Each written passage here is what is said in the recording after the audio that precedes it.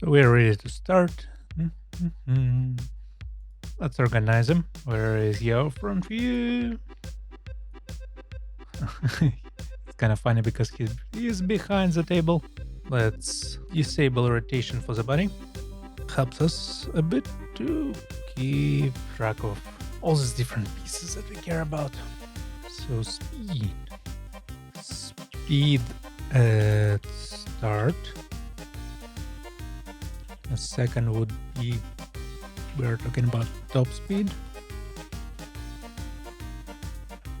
And we are talking about, that'd be different, yes. This will define our movements. We're supposed to start at the very high level. And we'll zoom down, right? So we'll start with the movement and how fast can you start, how fast can you reach your top speed, and what would be the top speed. When we are talking about the bear, this guy will be very fast when it comes to his top speed, but not necessarily at the start. And the bunnies and the fox are fairly opposite, and the mouse will be at the end the slowest one, but he will have some other benefits when it comes to being able to maneuver, and also verticality would be a big thing, and the weight. Well, this is what we need to take into account. So we need them to have weight. They need to have a ring, right? So what that allows us to do right away is to have the characters. They have speed. Speed would be affected by the weight because it will be speed at start. And ability to reach the top speed.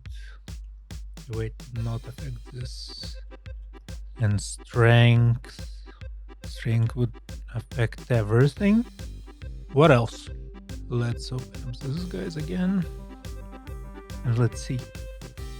What can affect your overall behavior? How big you are?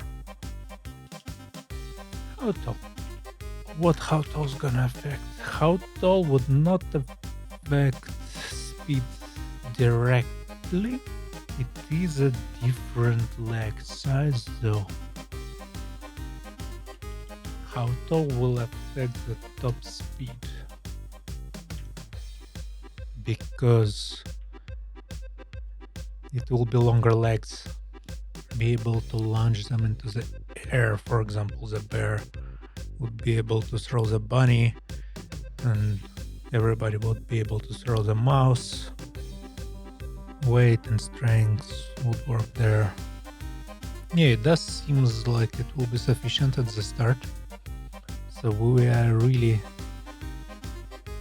dealing with ability to start running, ability to reach the speed, the top speed, and the top speed itself. So basically, we start, we have our velocity, we are able to go faster and faster until we reach the top speed, and it's affected by how much the character weight, how strong it is, how explosive it is to start, and how long we can keep it going. Oh, by the way, endurance. Endurance supposed to come into the play. Endurance would be really a modifier how long we can keep things going. So we are exploding at the start and cannot really keep it going for a while, or can we keep it going forever? And this is where, for example, bear and fox will be drastically different. Fox would be able to start and reach like medium term goals very fast. Bunny would be the best to reach the short term goals when it comes to running, and the bear would be really about the sprint, but he can reach the top speed tremendous, and he can actually carry those characters because of the strengths, which we need to note. So we are talking about universal abilities. That will be same for all the characters. Carry, throw. What goes next? Carry, throw, sprint. Let's specify that it's about other characters.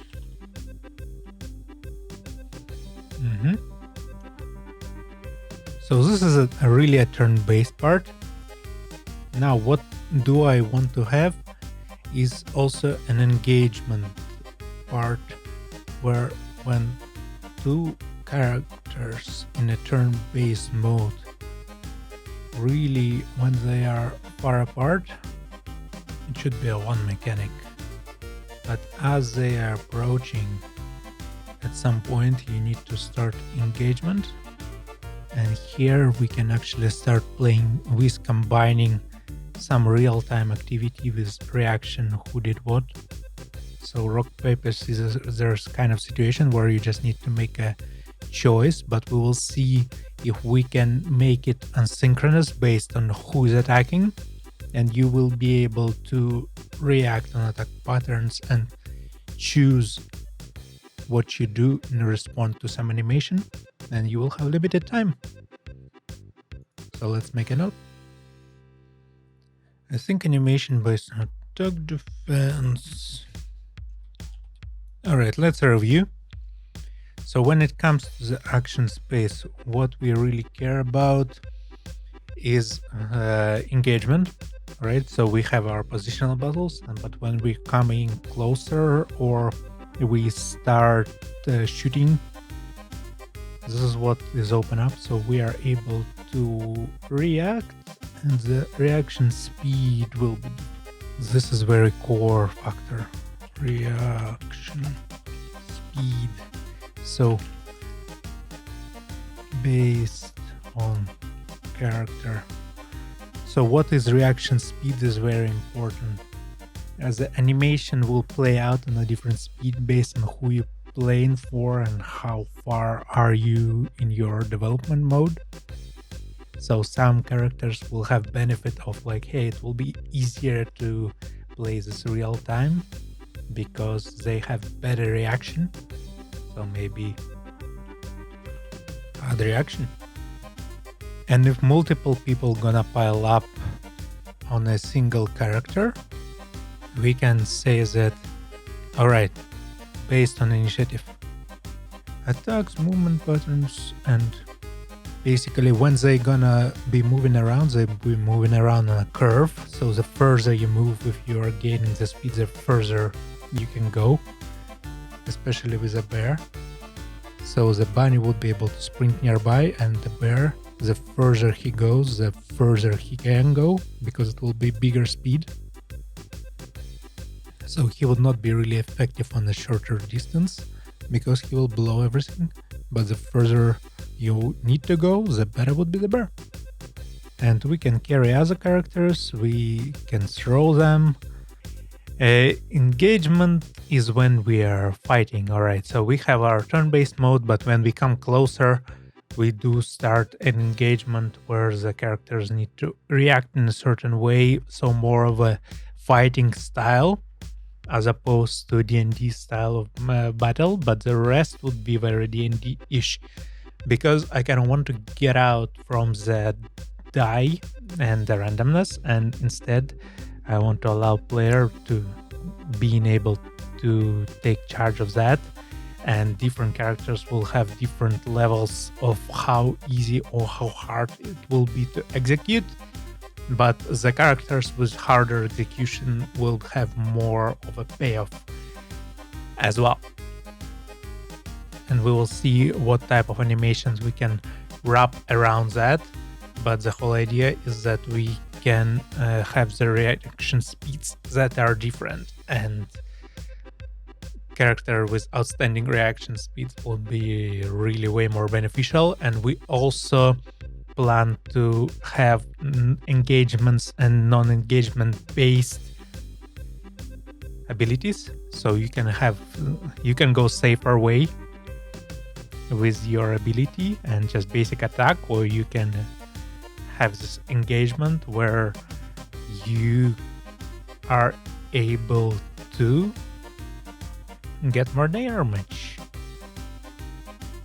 So let's say we also have action, attack, regular attack, turn-based. So this would be separate thing. Yes, I think I like that. Since the sizes are so different, I think the grid breakdown should be different. So the ability to maneuver between the characters when they are in turn-based mode should be different. So let's see. Let's say, for example, is this guy gonna take 4 squares like that? We really need to play with that and understand that, like, all right, if this guy takes 2 and this guy takes 1, let's say if we are preventing to go, so this is covered and he cannot walk around. I'm thinking, like, when it comes to the tactics and being able to block someone's movement, let's say we want mouse to be a ranged unit and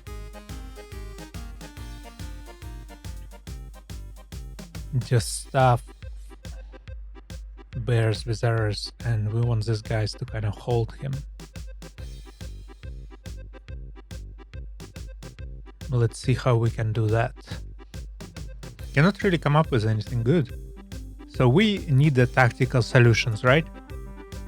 Right now the action space is just way too wide because he can go everywhere. It's very easy basically if he has enough movements to go around. And we want to prevent that and do it more chess-like game. For that, we need to constrain our battlefield.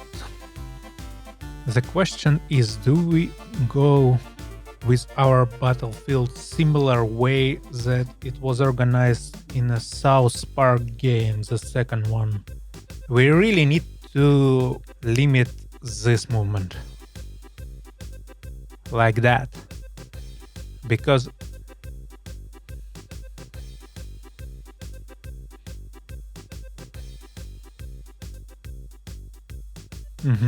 one, two, and say we can go here and here, but if we want to go through the this is interesting.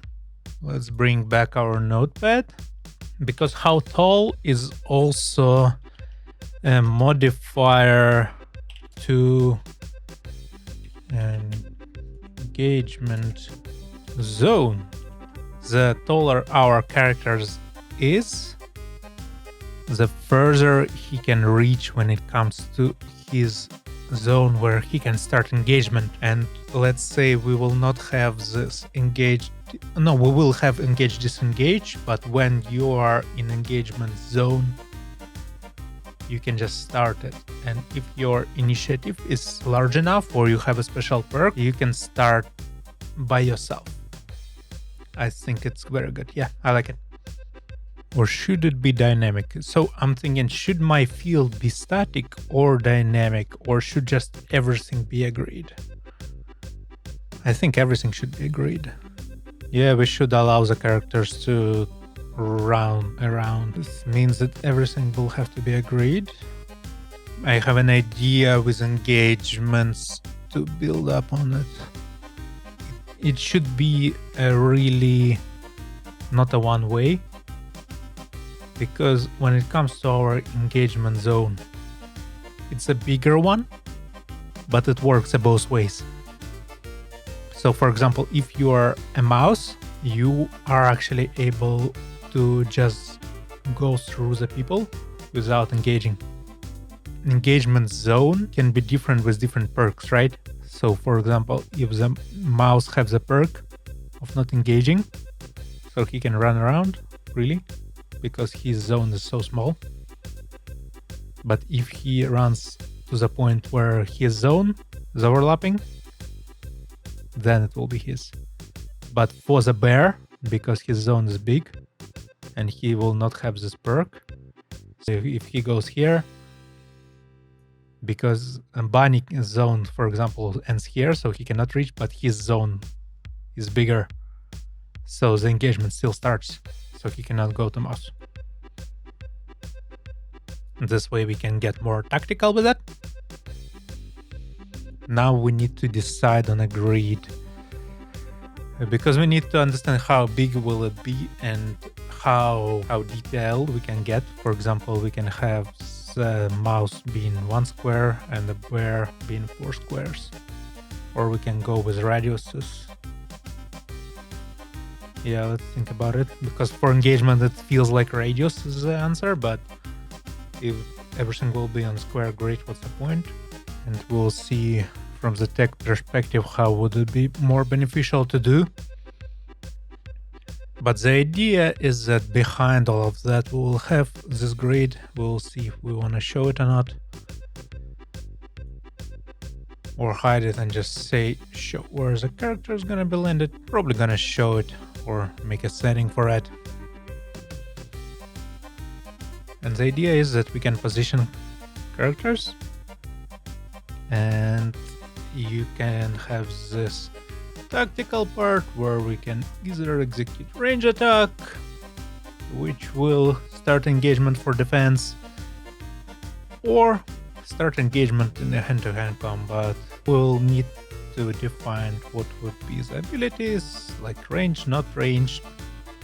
Maybe someone can put something, or maybe even destroy some objects, which is unlikely at the beginning because we will need to have a generated objects. We want to destroy them. Yeah, but when it comes to being able to throw other characters, and I think we need to make a zones for the damage. Yeah, it's relevant where you get a blow. So for example, when it comes to the mouse, if he bites your leg, you will not necessarily have too much damage, but it can get out, it can bite you, it can get out, and you will have less of movement. Of course, we will see how to balance it better. Or we can spend movements for climbing, obviously. Do more of a damage this way. Climb / pin enemy based on weight, based on strength and weight. We will either climb on our enemy or just pin it to the ground, because if this guy's gonna climb on a mouse, it's gonna be a little bit of a different experience. And this is actually where the verticality also helps when it comes to our ability to climb, because if mouse is standing over here, he can immediately reach higher levels and he has to spend less of resources. Same as if someone, for example, let's say, oh, I have too many guides. Let's say this guy threw in a mouse over here, and now Bear is even struggling to kind of reach him.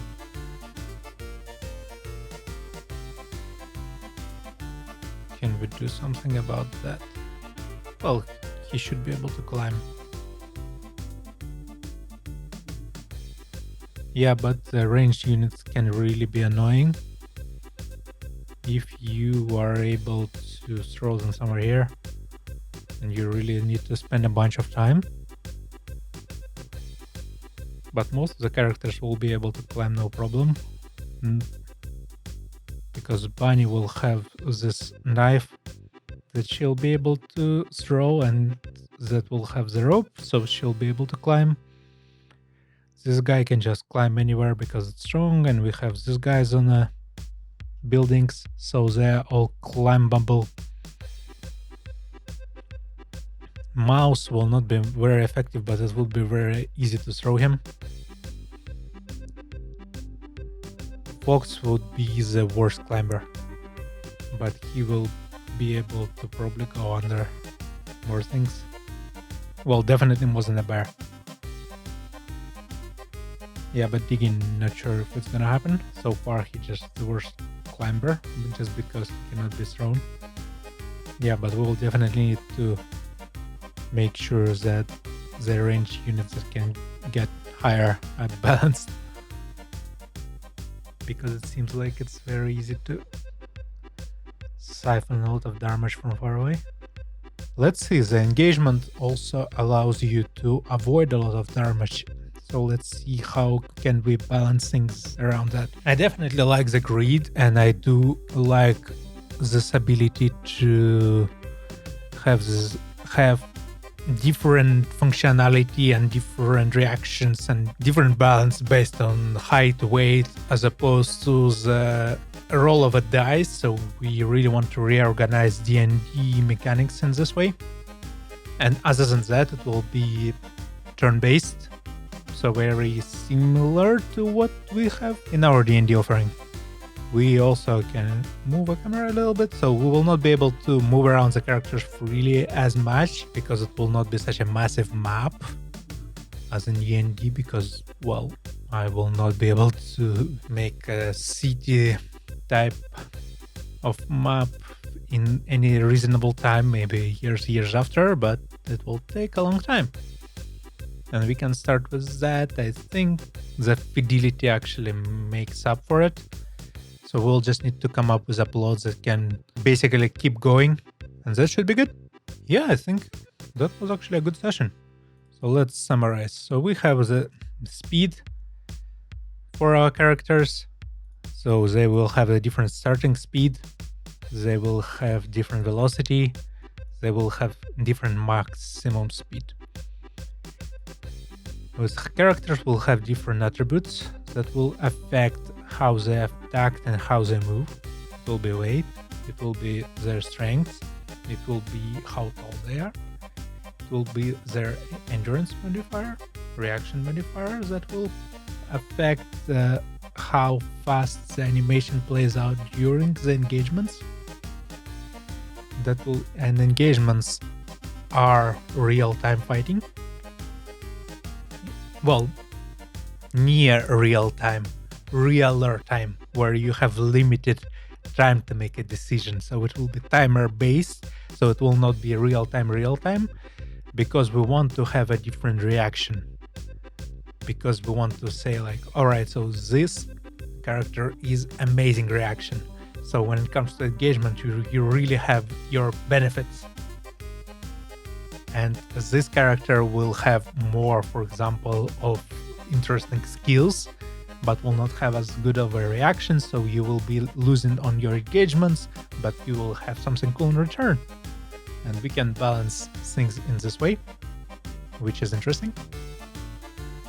Well, initiative is straightforward, who start first.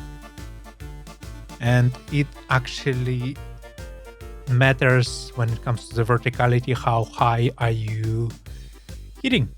Is it legs, body, or head? Probably 3 zones that we care about, but we'll see. We'll have abilities that will be universal across the characters. Carry as the characters, throw as the characters, being able to sprint, including with while carrying other guys. And you can either climb on the characters or pin them to the ground based on your strengths and weight.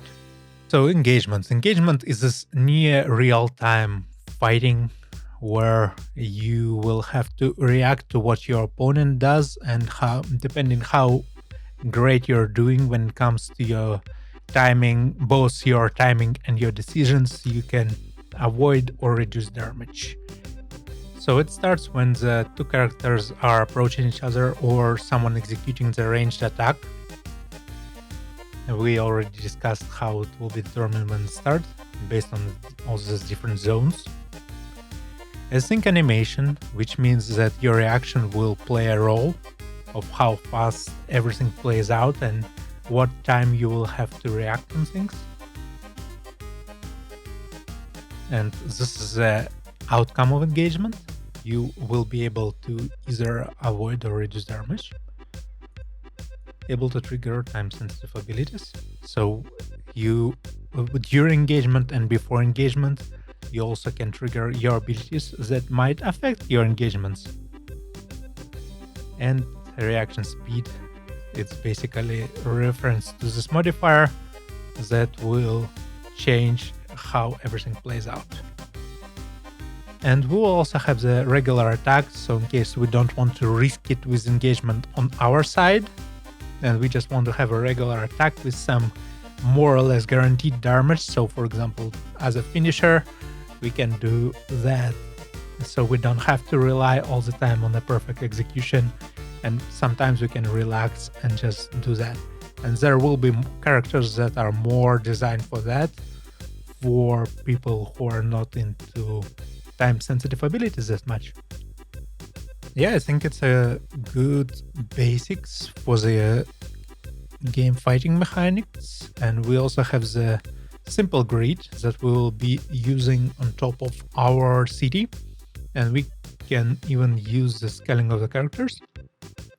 And as we develop in the cities, we can just cover it with a grid.